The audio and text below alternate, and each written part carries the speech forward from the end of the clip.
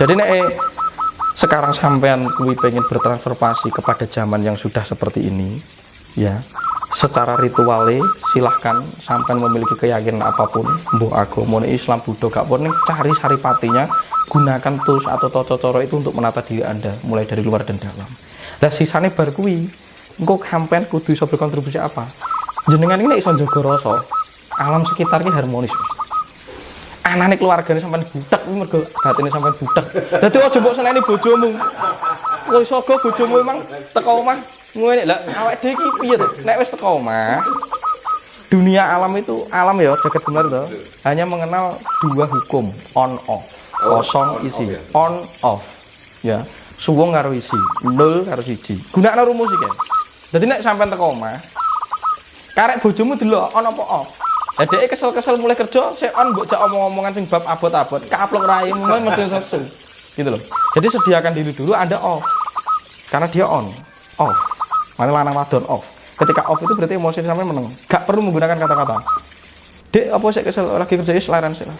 Cangone kopi sik apa-apa lah. Gak sejak omong tentang utang, tentang apa gak usah diomong kuwi sik. Ketika dia sudah mereda, dia off ganti kok on ngene lho Dek mangi penake ngene. Dadi bejak ngomong. Lah kita ini gengsi yo. Iya toh? Dadi gak ngerti on off. Lah on off itu hukum kudu ngerti ngempan papan iki posisi wong ki ning ndi. Wong ki nek dijak omong ngene iki mesti kladuk kurang duga mesti malah nyidrani aku. Gitu ya. Daripada aku ngomong aku meneng tak ngrungokne wae jak ngopi malah dadi. Lah, orang itu tidak tahu rumus on off, makanya perlu ngaji rasa itu. Iya tahu perlu ngaji rasa itu. Engko nek sampean iso on off, uripe ayem. Bisa mungkin omongan nek murid Sang Hyang Semar ngono kuwi. Rasulullah itu dulu ketika dia masih belum berhijrah itu rumusnya on off, ngomong. Jadi wong kaya ben ngepruk ya aku. Mergo lagi on, aku tak off wae. Nek on padha on, pecah konslet. Sampeyan iki dihantem tenaga dalam iso mutagete mergo sampeyan emosi. On padha one. Tapi sampean cengenges. Wis ora apa-apa, iya ora apa-apa kene mbok antem ya antemen. Wong aku jane ngejak kowe kopi kok malah koyo ngono. Mendal dhewe.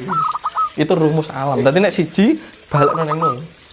Ya to nek sing saka nol memang wis kabeh dadi asal muasal ki nol iki, Mas. Karena dari satu itu baru lahir 2 3 4. Mbok gede dadi raksasa 10. Balik nol kuwi karena nol ki abadi. Kosong itu abadi.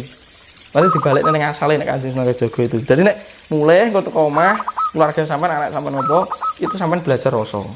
Belajar rasa itu satu agar kita bisa meminimalisir terjadinya kesalahpahaman. Mas, kowe iso disantet uang mergo kowe iki gawe salah paham.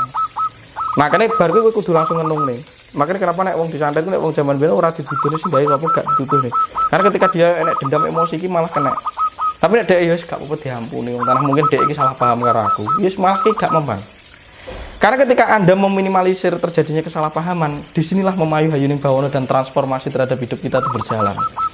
Karena urusannya rasa. Makanya sampai ngomong ngaji rasa, tapi sikap yang sering kita lakukan tidak pernah menggunakan rasa. Utek kayak itu hitungannya nganggo utek, gitu. Sampai nih gunakne matematika duniawi iki utek. Iku ngene golek batin tok, ajur sampean. Ajur. Aku percaya segala apapun yang berada di sekeliling kita itu kita tarik sendiri melalui batin kita, Mas. Nek batinmu kemerungsungan, gak percaya sampean. Sing ditarik lah wong kemerungsungan. Apa-apa dicekel istilah candak ibaratnya digeni kabeh. Kok ngene banget to uripku kene mergo batinmu lah bersih. Tapi nek batinmu bersih ayem, insyaallah itulah Anda akan menarik kanca. Rezeki wujudnya kanca sing kena ngrungokne awake dhewe jak ngopi, ngowahi hoki, dan lebih yo rezeki, Mas. Aja urusan duit ya awake dhewe diajak ning dunia global tuh urusannya matematika. Dunia itu dijajak menggunakan teknologi pikiran. Apalagi dunia itu sudah mengajak kita kepada metaverse jare ini. Jadi awake dhewe mau nganggo alat ngene tok. Tek-tek ini iso kentung nganggo alat kuwi. Jadi tuku robot ning jero alam kuwi nggih. Ini kan merusak tatanan alam. Lah godhong kuwi lho nyata didemek lah tapi kok yang suwe kayak enek dunia virtual ngono kuwi. Mau nganggo alat ngono ning omah tok. Ngene wis koyo ning kono tuku omah tuku apa. Tapi itu tidak abadi. Lah sing gawe kowe awete dudu ilusi pikiran, rasa kok. Lah nek kowe iki gak rasa, kowe ya tersesat. Ambek digawe dunia virtual ben karepe wong iki iso seneng-seneng kabeh. Itulah dajjalisme. Kamu akan hancur. Nek wong Jawa tidak pernah mengajarkan tentang menggunakan kekuatan pikiran. Kekuatan pikiran itu hanya supranatural, itu angin-anginan. Aku iso kowe ngangkat kowe kok dodan ya iso nganggo pikiranku. Makanya jalan kesekten. Nek aku gak butuh kuwi. Nek aku butuh rasa ben iso gelar jagat gulung jagat. Mergo nek jagat iki ketoke goncang ya tak gelar, tak gulung meneh. Mari apa? On off. Nek iki isine lagi on kato di off nih lah. Dialiri energi positif. Energi patrisno. Ini sudah jarang wong Jawa kenapa harus pakai rasa. Karena mbah kita tuh wis canggih Mas, ngerti rasa. Karena rasanya adalah sumber teknologi tertinggi. Kalah kabeh mbok dunia virtual. Saiki teknologi dianggap maju itu sumbernya source-nya adalah diri kita. Kira-kira gitu. Kira-kira ngono Mas. Kurang luwe. Mas, kira-kira kalau kemudian seorang nabi dan seorang wali itu caranya mendapatkan wahyu itu kira-kira prosesnya bagaimana Mas? Dan kalau orang Jawa mendapatkan wisik itu transformasinya seperti apa, dan ciri-ciri bahwa itu yang memang benar-benar wisik dari sang pencipta yang sejati sama halusinasi itu bagaimana cara membedakannya? Wah, kita pengen jadi nabi atau wali kabeh. Ya, oke.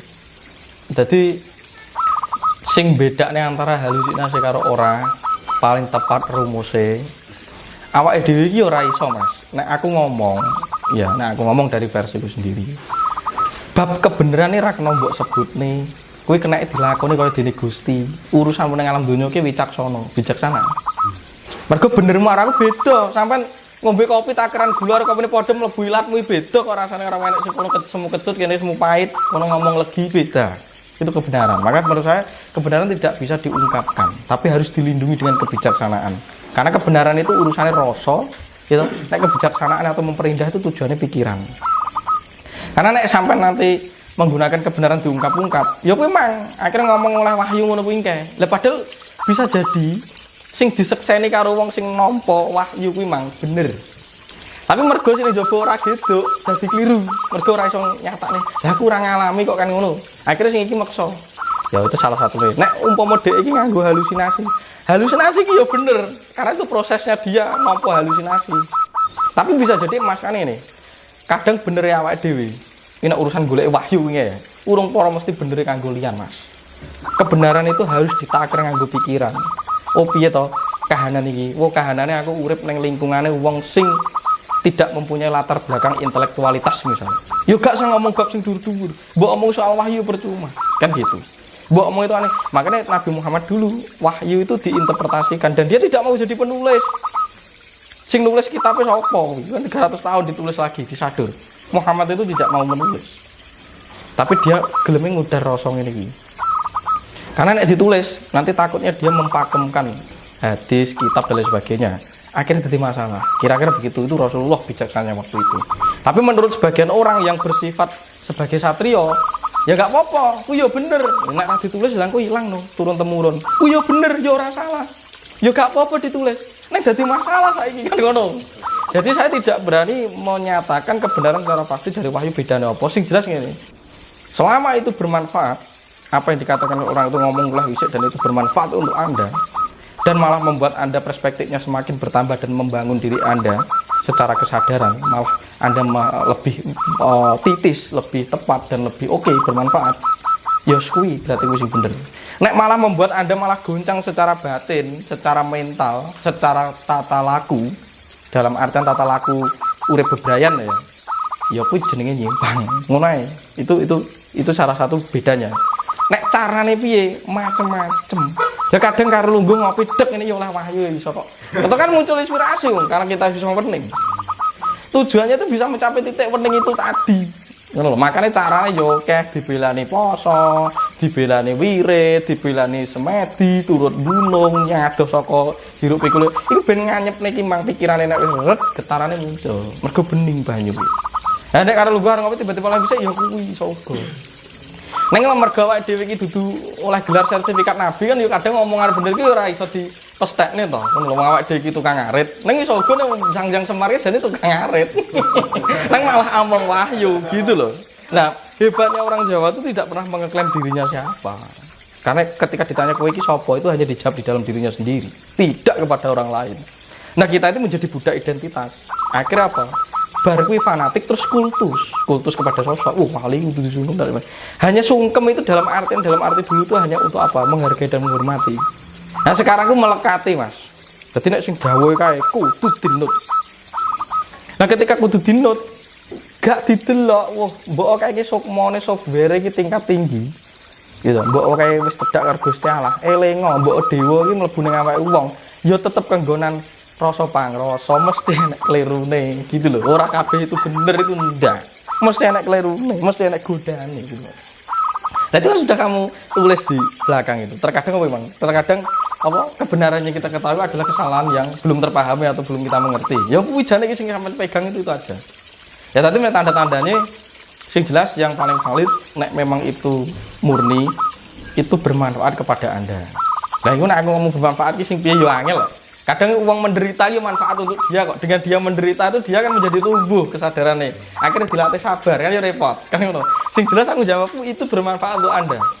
Walaupun gawe Anda ketulot-tulot bisa jadi ku yo mendekati bener karena mungkin pada waktu kuwi jenengan ki sik urung tangguh. Berarti dengan ada suara kuwi dikatakan terus malah mempengaruhi Anda terus Anda akhirnya gelem dadi sengsara ya gak apa-apa. Karena kesengsaraan itu membentuk pola-pola yang bagus di dalam diri Anda. Karena Gusti itu ngerti. Oh di dalam dirimu itu masih ada potensi yang perlu dibangunkan. Ini butuh di-trigger. Makanya yang lakon-lakon serat wayang ki ya dikon gapruk ini ben nguripi kuwi gitu loh Mas sebenarnya. Nah, tujuan dari pewahyuan dan tanda pewahyuan dari orang Jawa dan orang Timur Tengah itu hanya beda di wilayah budaya. Tapi sebenarnya esensi ini podo. Caranya saja yang berbeda. Nah, leluhur Nusantara atau Mbah Mbah kita di Jawa itu sangat canggih karena dia bisa nerimo dengan mengakulturasi itu kelebihan kita. Jadi diterima gak bisa nih Mas. Jadi saiki ora rasa nyacat alirane wong liya. Ben wae wong tanah penemune ning kono. Lah nek awake dhewe gak iso nduduhi gitu secara verbal, secara surat dan tulisan, nganggo rasa wae. Ya iso kan posisi kita ini juga posisi yang sedang diuji karena kita dihadirkan orang seperti itu. Kok kandhanane angel men. Dan mergo kuwi memang jane proyeksi bakal kamu itu sulit dikandani kowe iki ya angel. Kowe angel dikandani bojomu akhirnya ngandani wong ya angel repot neh. Kira-kira gitu. Jadi penting nggak rasa, ya tujuannya udah tepo seliro, tepo pakarti, gitu ya. Akhirnya ketika Anda sudah berada di dua ini, wes insya Allah uripke bebrayani.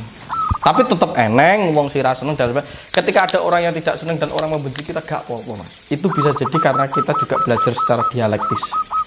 Sing penting karena kita berada di alam ruang waktu. Nek enek wong sing kalap, wong wisik dadi geni, way off, neng jaga jarak.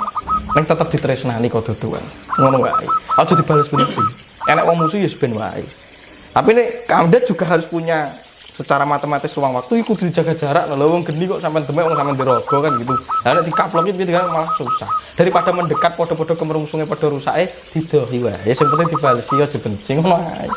Rasulullah kan gitu. Nek perang kan apa dikambene gak.